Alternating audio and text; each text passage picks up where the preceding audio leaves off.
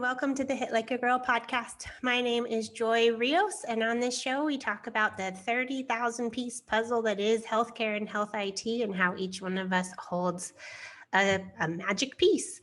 So today, I am excited to invite Rebecca Woods into to the studio. And so, Rebecca, if you wouldn't mind, could you please take a moment to introduce yourself and talk about like the piece of the health IT puzzle that you hold on to? Sure. Hi, everyone. My name's Rebecca Woods. The piece of the IT puzzle that I hold on to is I have a small IT healthcare consulting firm. It's in Portsmouth, New Hampshire, but we go nationally and internationally for any consulting project or a lot of fractional CIO work. I also just launched Bluebird Leaders, which is creating a community for women in health IT. Our first conference is November 3rd and 4th in Portsmouth. So it's coming up quick. I can't wait. Okay, we're definitely going to talk about that. But I want to talk about, for anybody who doesn't know what a fractional CIO is, what is that? What fractional. What do you do? Fractional CIO. So it's I do a lot of fractional CIO work in healthcare and outside of healthcare. And this is really for companies that can't afford an entire CIO.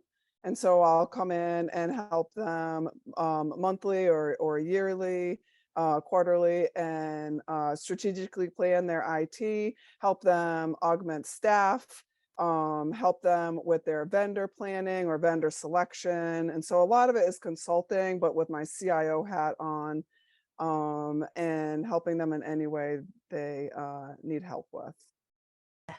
Okay, so do you have a computer science degree? Is that how you landed in that path? How did I land? I know. So I actually was somebody that shouldn't have even have gone to college, but my parents, said, you need to choose a college, so choose one. And so I did. I went to Plymouth State University here in New Hampshire, and I chose communications. I did take some computer programming classes and stuff while I was there, but my minor was actually global tourism. And so my first, job out of college was working for a travel company, and I loved it. I went all over the world, and I quickly, just having that entrepreneur spirit, really young, realized I wasn't really going to go far in this company unless I bought this guy out. And at 20 something, I didn't have a couple $1 million, in my back pocket. And so I actually had this really awesome lady that was sitting next to me in sales, and she's like, you do really good at this company called Meditech. My daughter works there in HR. And then so she got me that interview, and that's really where the bug just started. I started at Meditech years and years ago in lab implementation.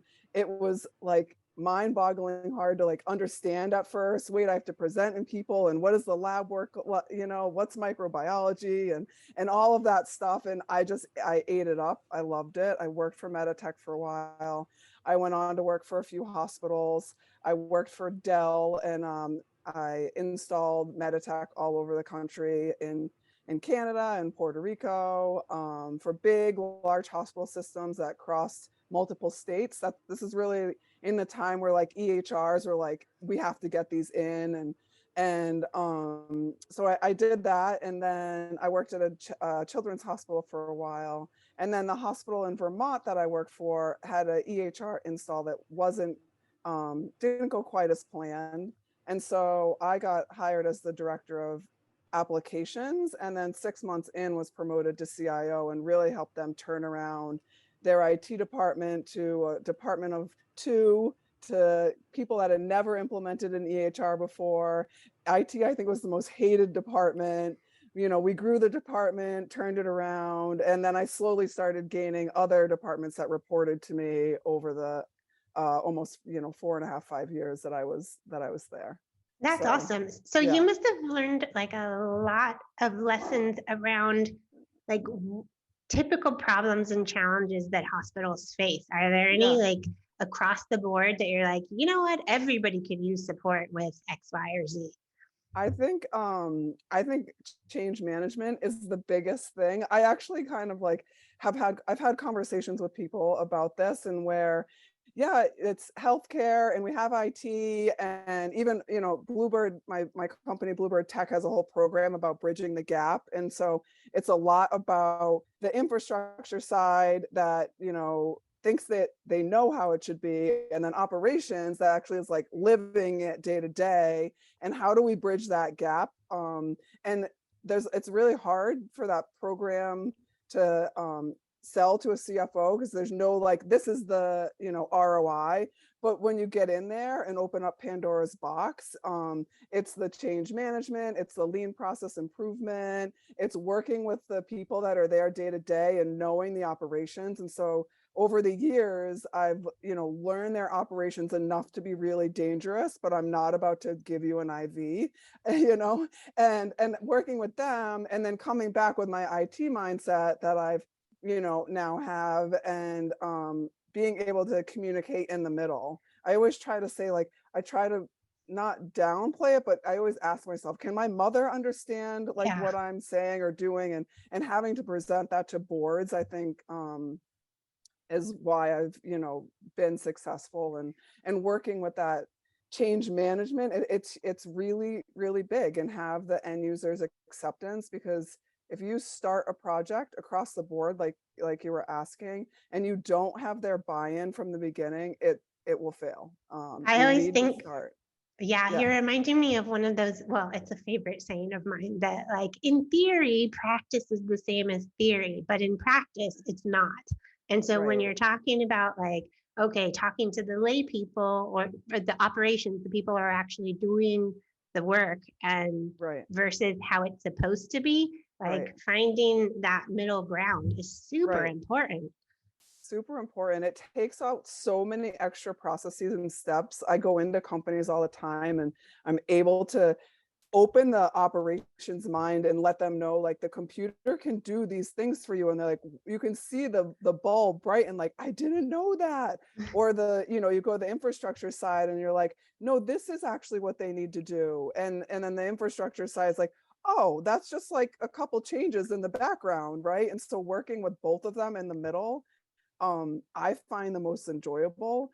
And just letting, again, letting people know that their voices are heard. That's the biggest thing. I mean, we're dealing with people, and it's their job that they're passionate about. And so how can we help them, um, take care of the patients that are really in front of them, right? I wonder if, like, being as a fractional CIO, that you're actually well deserving of, like, employee of the year or the month because of how many Maybe, problems you must solve. Like, it's maybe. significant. I honestly, like, I don't really like the light, like, even this here can be uncomfortable for me. I really enjoy building the teams, and letting the employees shine, right? Because they're the ones that are vested in the company, and you want them to stay. I mean, even when I was CIO in Vermont, a lot of people, I would kind of joke and say, oh, I'm here for 3 to 5 years. That's sort of like the CIO turnaround, right? And they'd be like, no, you have to be here forever. And I'm like, no, I'm going to build you guys up so that the team is successful, and essentially work my way out of a job, right? That's Yeah. kind of what a good leader is. Yep. And I did that. They didn't need me at the end. I had awesome people that were promoted to other jobs. And one of my help desk assistants got promoted and worked for the VP of marketing. Another was a lab tech. We pulled out of the lab. He didn't want to work nights anymore. And so we got him the certifications in IT, and up to a tech two. And he was working days, and super happy. And another a, another help desk, or assistant that I had, she's actually a CIO now, in a different field. So it's super, like, that's what I love doing, is the mentoring, and like helping people figure out where they want to go. And so when I go into a company, how can I help them, you know, educate their staff or promote their staff, and give them the tools to be successful. That's really rewarding. And it also sounds like Mm, it kind of lends right into what you're doing with Bluebird Leaders. So, I yeah. mean, can you talk about a little bit how you were inspired to create, this Yeah. focus for women in health IT? Yeah. So with I think pretty much because of the pandemic, I've been helping a lot of startups. And so I think we've helped 8 startups in the last 12 months, and some are small and some are, or have, um, more money to play with and are bigger, right? But I actually helped a startup, and shout out to Love Leadership Foundation and Tiffany Love, and she is a CNO at the UVM Medical Center, and she started a nonprofit around leadership and clinical nursing. And I had this domain forever, thinking one day I'll do something with it. And when I was able to start her up and get her launched, I'm like, that's kind of what I just like what I want to do. Like, why am I sitting on this? And I've just got that fire, and it's go time, and launched Bluebird Leaders. And it all stems from years ago when I was first CIO. I went to an amazing conference called Chime, and a lot of CIOs go there. It's hands down the best conference I've ever been to. And I went to my first mixer, and a lot of the people thought I was conference staff, and a lot of them were men. And so, I did have a few things against me, young, blonde, female. I think I was a 30, maybe 31, just turned 31. And that's sort of where that fire sort of started. And even today, I end up in meetings where I'm the only female.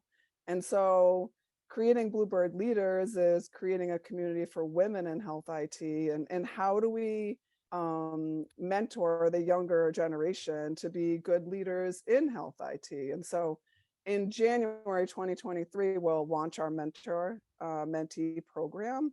But that's the kind of work that I like thoroughly enjoy, just watching other people fly. But you're starting off with this conference. So let's talk about that, because it sounds Yeah. like it's going to be exciting, and you've already been able to pull together some amazing speakers. And I just want Amazing. to hear you tell our listeners about Yeah. it. So the conference is November 3rd and 4th. The November 3rd is about 170 people. It's here in Portsmouth, New Hampshire. It's at a brand new AC hotel right downtown. And so you can walk to everything. I hope people choose to spend the weekends. Portsmouth is gorgeous, and apple picking and everything. And we'll have a whole day of some amazing speakers. And then the second day is about 40 to 45 people. We're calling ourselves the Game Changers. And within that, Lee, who's actually the hashtag bold, if you've seen some of her stuff, she's moderating that. And we're going to pick one thing that we as game changers can do to change health IT each year. So our conference in 2023 will be in South Carolina. And so that year we'll pick another thing that what can we do to make a difference as women in health IT? You're a woman after my own heart, that's for sure. Thanks. So what do you think is going to be like, if you could predict, I mean, you're going to have a ton of speakers, but like, is it it based around CIO or IT? Like, do you think that the attendees should have, what would be the ideal attendee Yeah. background? So the ideal attendee, if you're in healthcare, pharmaceutical, some sort of medical, and you use a computer, which is like everybody in those title like names, that fields I just called out, then you should attend. If you're, I have men that are attending because they want to support women that want to be successful as well. And so the majority of them will be women, but again, this particular first day is everybody in one room. Next year we'll actually have breakout sessions, and we're actually going to transition over to what's a unconference. So we'll start out as a regular conference, and then the attendees the second day will start to create the agenda and who's going to speak. So we might not know who's speaking the second day until we start to put that unconference together. So it'll be exciting. Well, yeah, I mean, because I've been to a lot of conferences. I'm sure you've been to a lot of conferences, Yeah. and sometimes they seem to have a bit of an algorithm that Yeah. they tend to follow. Are you guys breaking the mold in any way? Yes. Yes, I'm Okay. sick of it. I'm sick of like going to a conference and having it feel like school because again, I wasn't the person that should have, really attended school, even though I got my bachelor's and went on to get my master's. But it's time to shake it up. It's time to not just sit there and run around and go to the next, room. And so we'll have some great speakers the first day, and then that first day we'll really start to plan out that agenda, and people will sign up for things and topics that we think we want to talk about. And so then that will be posted that night in terms of the topics and who's speaking. And I'd love to have some more of rooms where there's lots of talking instead of just one speaker up there, because everybody has ideas, and everybody's voice should be heard. So it'll be a shake up and a fun event as well. I mean, I plan on attending, so I'm really excited to see how it all goes down. And I'm also excited just to see how the engagement is, especially if it's got a different formula Yeah, around like whose voice gets heard. I mean, that's been something that I've been complaining about secretly for a while, of yeah, just sort of like, how do we get more voices out there, especially around people who have expertise or have a lesson to share, right, but they don't necessarily get the platform. right, So I right. love And that you're, yeah, go oh, ahead. I'm sorry. And I think that I agree. And I also think that some people, for standing up and being a keynote speaker, is really freaking scary.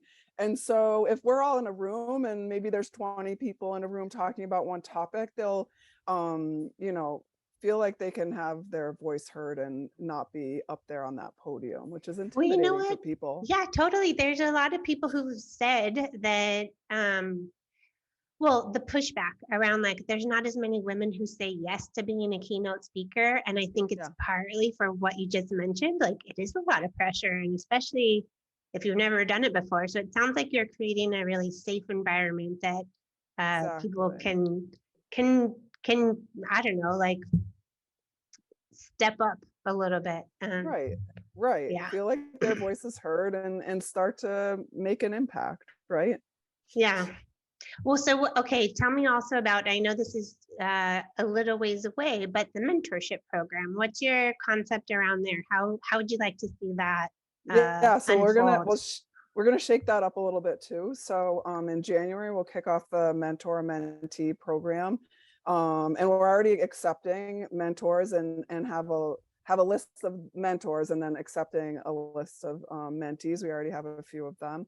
And so that will be a 6-month program. They'll meet twice with the mentee will meet twice with their mentor, but then we're also going to have classes throughout that 6 months that I say allows the mentee to learn other things than just how to be a CIO. So they'll meet with CFOs, they'll meet with chief marketing officers, and it'll be another class of, board members, how to, you know, run a board meeting and have these tools kind of like you want to make sure you know how to tie your shoe or do your taxes when you leave high school, right? And so how can we in 6 months compact that with the program so that they have these tools to be successful? Because I was sort of, given the CIO role, but then it was kind of like, oh, what is it? What is this? What am I supposed Yeah. to do? Right. And I have amazing mentors in Vermont um, that were colleagues that from other hospitals that circled around me and helped me. Joel Benware is one of them. And I couldn't be where I am without them. And so how do we help these mentees, have these tools to be successful? I mean, the other thing that I really love about it, of what you're doing, is inspiring others to take an active role and basically showing the way, and like Yeah. not just being a leader, but like literally showing the path. I feel like a lot of what we've been witness to over, I don't know, over the course of our careers, and maybe this is just me, but when people get to the top, they don't necessarily share how they got there or Yeah. turn around and like open the door and say, hey, follow me in. It's sort of like, oh no, there's Yeah. not that room up, there's not that much room, so I'm going to save it for myself. Right. And I think that in order for us to all succeed in the long run, we've got to do exactly what you're doing, which Yeah. is sharing our secrets. Right. Right. And just, I think that somebody at the top, if they're that close guarded, then they're insecure in their knowledge and what they're doing, and not a good leader, because they should be raising the next group of leaders. And if they work themselves out of a job into a new one, then, congratulations, right? But how do we help this younger generation to be able to ask, why, Yeah. or have a voice and help them out? Yeah, I want Well, somebody to come take my job. Come on, yeah. Well, then it kind of guarantees that you get to keep learning. I mean, Yeah, then if you work yourself out of a job, then it's like, okay, well, what's next? Like, I right, don't know about you. exactly. I tend to I tend to gravitate towards really complicated problems. Me Don't know too. why. So if I can get somebody to come help me with them, then I'm like, great. Now my Right, brain can go work on another complicated right, problem and do the same thing, just rinse and repeat. right. I Um, always take on like the complicated client that's, just such a shit show. And I'm like, I love these guys. Like, how do I help them? I love it. Well, on that note, my question to you is, considering advice, like if we're in a position, if we could give advice to others following in our footsteps, if you can imagine a hurdle that you would like somebody else to be able to avoid Yeah. altogether, like if they could hopscotch a hurdle that you faced, what would you tell them? What would the hurdle be and how would they avoid Awesome question. it? My one of my very first early mentors told me, "Hey kid, this is a small world in healthcare IT. Do not burn a bridge," right? Like, however you're going to exit, like, just do not burn a bridge, because you will come back and see these people again. And it's so true. And I think that's, what has helped me be successful and what I'm doing, because people know who I am and know I'm kind and can follow through. And so I would tell the younger generation to not burn a bridge. I'd say to even your worst managers or leadership, you can learn sometimes the most out of them. And don't be afraid to ask questions. I traveled for 3 years every week from Knoxville, Tennessee to California every week. And when you're traveling that much, you get upgraded to first class. And so I'm this young, like 20 something year old sitting in first class with all these businessmen. And I would talk their ear off. Like, how did you get there? Oh, you're the CEO of Lay's potato chips. Like, how did you get there? What did you do? Like, don't like, I want these young people, the younger generations, not to be afraid to ask, because that's how you're going to learn, right? And Yeah. I want to learn from their mistakes so that I don't make the same one. And I so, love that. I also think it's good to be creating that space where there's dialogue, where we can actually learn from each other, to have those yeah, conversations. I think a lot of times we're not really even presented with ways that we can exchange information like that. And so right. I love what you're doing. Right. Yeah. Well, Bluebird Leaders will have a membership program here launching soon. And so we hope to have that platform to do exactly what you're saying, Joy, and let people have a voice and ask questions. And Okay. Well, Rebecca, thank you very much for joining us today. I can't wait to meet you in person and follow your yes, journey. soon. Yay. And so let's talk about it. Well, so if people want to go to the conference, how do they get there? And also, if they just want to follow you and follow your journey, where would you point them? I would probably point them, for me, to LinkedIn. I think that's where I have my biggest following. And for the conference, it's bluebirdleaders.org. It's November 3rd and 4th in Portsmouth, New Hampshire. And we still are accepting attendees and sponsors. So we can't wait to Okay, have everybody come. great. I can't wait to tell everybody about it and see you there. So thanks for joining. It's been Yeah, great to have you. thank you. Thanks for having me. See you soon. Okay.